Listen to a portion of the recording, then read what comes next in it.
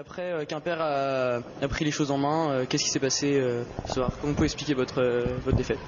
D'abord parce que Quimper a fait un gros match, c'est la première des raisons. Défensivement, ils ont fait ce qu'ils font depuis le début de l'année.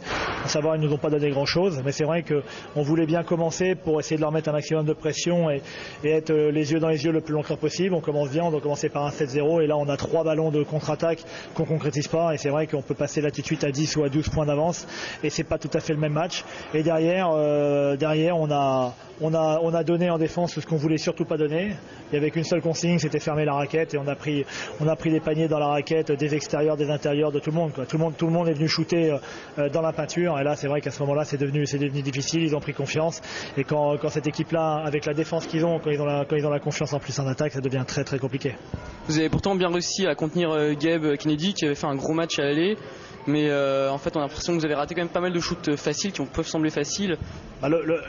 Le premier des problèmes, c'est qu'on a eu, comme tu dis très justement, c'est qu'on avait beaucoup de shoots qui auraient dû nous permettre ou de mener ou d'être dans le match complètement ou de revenir quand on était mené. On a eu un nombre incalculable de shoots ratés, mais parce qu'on a été fébrile, parce que aussi on a été usé physiquement par la défense et puis voilà. Mais c'est d'abord je dirais Quimper qui a fait un bon match, mais on a des possibilités, on a des ballons d'être un peu plus dedans.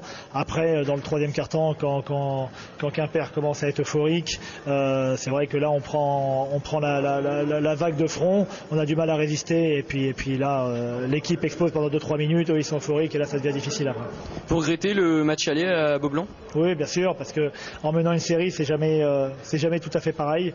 Là bon, ils avaient fait le plus gros du chemin en venant gagner. Je reste persuadé qu'on avait l'équipe pour venir gagner là. Il aurait fallu qu'on prenne pas autant l'eau en défense sur toutes les pénétrations qu'ils ont eues des joueurs extérieurs et des joueurs intérieurs. Ça, c'est vrai qu'à partir du moment où ils ont pris confiance sur leur pénétration, c'était fini. Et puis il aurait certainement fallu aussi avoir un peu plus de réussite et un peu de force mentale supplémentaire, ce qui nous a manqué.